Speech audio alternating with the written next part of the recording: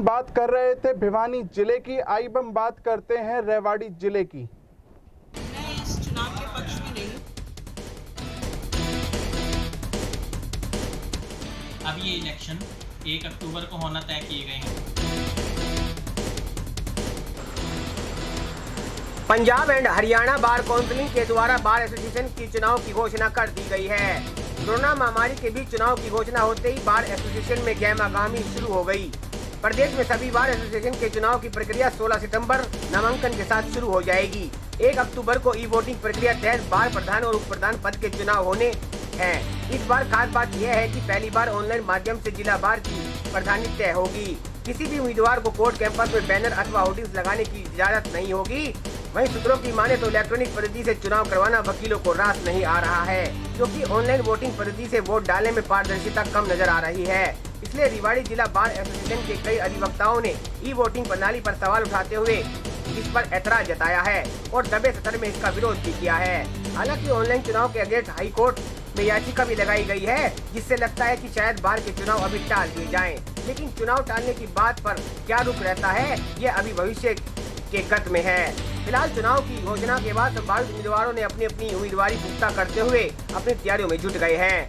Returning officer के प्रतिनिधि नितेश अग्रवाल ने मीडिया को बताया कि 16 सितंबर को नामांकन पत्र भरे जाएंगे। 17 सितंबर को नामांकन पत्रों की छटनी और नाम वापस लेने की प्रक्रिया होगी।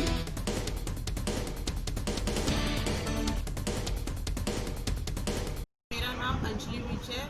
मैं इस चुनाव के पक्ष में नहीं हूँ, क्योंकि ये चुनाव ऑनलाइन हो रहे हैं और ऑनलाइन होने वाले चुनावों में बहुत तरह की परेशानियाँ एडवोकेट्स को सामना करना पड़ेगा इनका, इसलिए मैं इसके पक्ष में नहीं हूँ।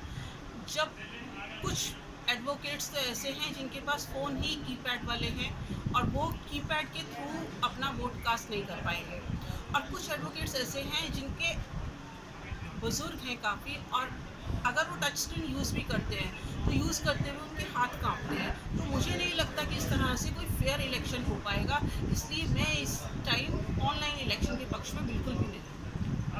जरूरी है कि नहीं, मुझे ऐसा नहीं लगता कि अब इलेक्शन करवाने ज़रूरी हैं।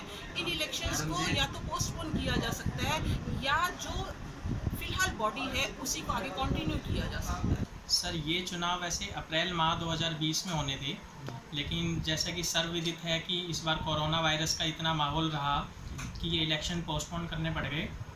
अब ये इलेक्शन 1 अक्टूबर को होना तय किए गए हैं और ये इलेक्शन ऑनलाइन होंगे पूरे के पूरे।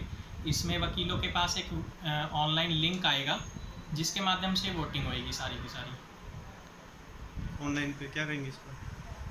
सर, अभी तक लोगों को आदत थी कि एक तरीके से वो आते थे यहाँ पे, खुद आते थे और खुद वोट कास्ट करते थे। इस बार ऑनलाइन होने से वकीलों में कहीं ना कहीं थोड़ा सा असमंजस की स्थिति तो है ही, क्योंकि युवा तो फिर भी इसको फॉलो कर सकते हैं, लेकिन मेरा मानना ये है कि जो बुजुर्ग काउंसिल हैं वो ना तो एंड्रॉयड फ़ोन यूज़ करते हैं, दूसरी समस्या उनके साथ ये कि उनके हाथ बहुत कांपते हैं। जब वो वोट डालना चाहते हैं तो वो डालना किसी और को चाहते हैं और डल किसी और को जाती है।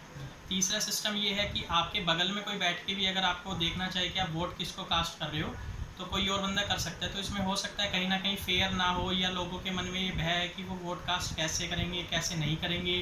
तो कुछ वकीलों के पास एंड्रॉयड फ़ोन नहीं है। इन समस्याओं से उनको वोट कास्ट में काफ़ी दिक्कतें आएगी, जिससे उनकी नाराज़गी होना जाहिर है।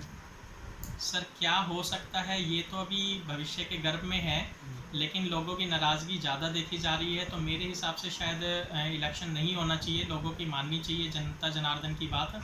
बाकी फ़िलहाल हमारे पास ऐसा कोई नोटिफिकेशन नहीं आया है कि इलेक्शन कैंसिल हो गए हैं। फ़िलहाल हमारे हिसाब से 1 अक्टूबर को इलेक्शन होना तय है। रेवाड़ी से एनसीआर न्यूज़ के लिए राजेश शर्मा की खास रिपोर्ट। इस वीडियो को ज़्यादा से ज़्यादा शेयर करें। एनसीआर न्यूज़ के साथ बने रहने के लिए एनसीआर न्यूज़ को लाइक व सब्सक्राइब करें। नमस्कार।